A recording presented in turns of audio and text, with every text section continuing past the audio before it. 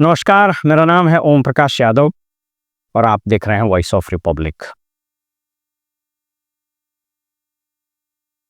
मुजफ्फरपुर में एक दलित बालिका के साथ हुआ बलात्कार और उसके बाद चिकित्सकों द्वारा बरती गई लापरवाही, पीएमसीएच के बुरे हाल आदि के कारण उस बच्चे की मृत्यु हो गई। पूरा हंगामा मचा हुआ है और आप सब लोग जानते हैं, उस पर मैंने एक वीडियो भी बनाया कि 5,000 करोड़ रुपया खर्च करके पीएमसीएच का क्या फ़ायदा जब एक अदद बच्ची का इलाज वो न कर सके। बहरहाल आज मैं बात कर रहा हूँ कि यहाँ का जो सुपरिटेंडेंट है वो कितना बड़ा जुगाड़ी है, कितना बड़ा घात है ये सब। ये स्टोरी आपको इसलिए बता रहे हैं कि इस राज्य में मंगल पांडे ने, जो स्वास्थ्य मंत्री हैं और मुख्यमंत्री की शारीरिक और मानसिक हालत आप जानते ही हो, तो बेसुध है, थका हारा मुख्यमंत्री मंगल पांडे ने क्या नंगा नाच मचा रखा है स्वास्थ्य विभाग में, उसका एक नमूना आपको बताते हैं। यहाँ के सुपरिटेंडेंट जो हैं उनका नाम है इंद्रशेखर ठाकुर, डॉक्टर प्रोफेसर इंद्रशेखर ठाकुर। दोनों नाम लगाना जरूरी है, नहीं तो डॉक्टर साहब लोग बड़ा नाराज हो जाते हैं।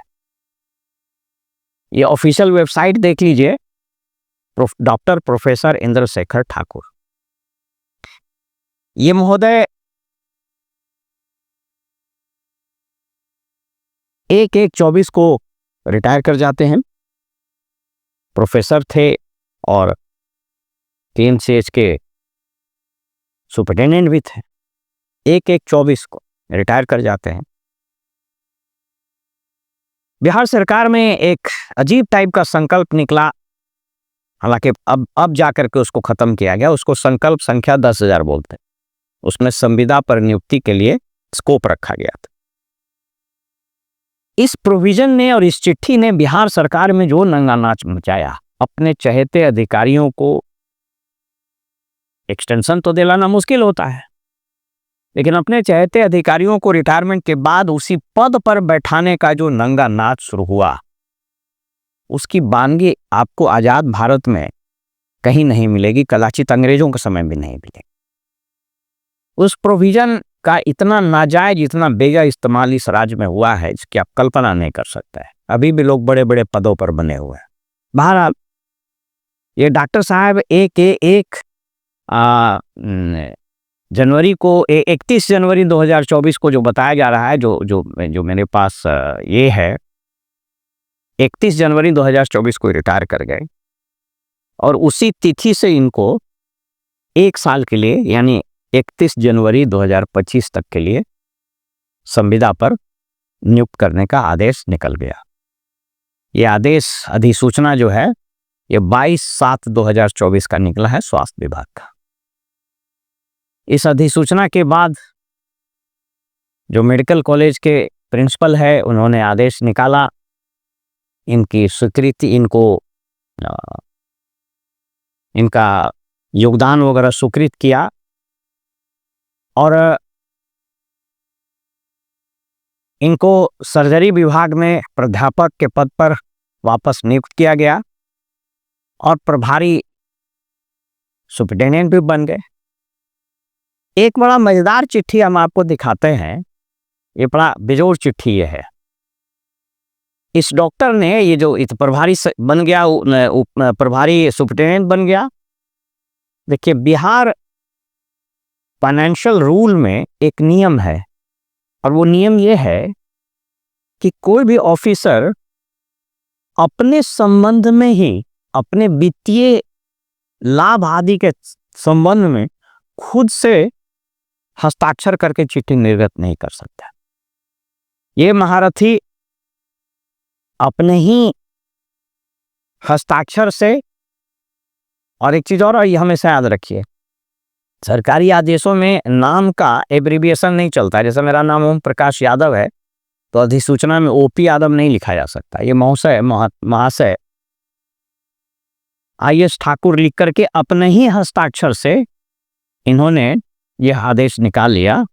ये आदेश भी आप देख लीजिए। उस पत्र के अनुसार 31 जनवरी 2024 से 31 जनवरी 2025 तक इनको रहना था सुपरिटेंडेंट। पीएमसीएच का वेबसाइट बता रहा है कि अभी भी ये सुपरिटेंडेंट है। इसका मतलब फिर इसका एक्सटेंशन हुआ होगा। और ये लोग इतने भारी जुगाड़ू हैं कि आप ये समझिए कि जीवन पर्यंत, मतलब अगर बस चले, और बल्कि हम तो कहते हैं निकाल ही दीजिए, जीवन पर्यंत ही निकाल दीजिए कि जब तक मरेंगे नहीं तब तक अपने पद पर बने रहेंगे। आईएएस लोगों का भी वही हाल है। अंजनी सिंह जब तक जिंदा रहेंगे पद पर, शिशिर सिन्हा जिंदा रहेंगे पद पर, और न जाने कितना आपको गिनावे। मैंने इस पर कई वीडियो भी बनाए हैं। पीएमसीएच में जो लूट है, एक ओपी चौधरी हुआ करते थे, नहीं कितने, डॉक्टर गणेश कुमार, कितने लोगों पर मामले चल रहे, किसी को कुछ नहीं हुआ। करीब करीब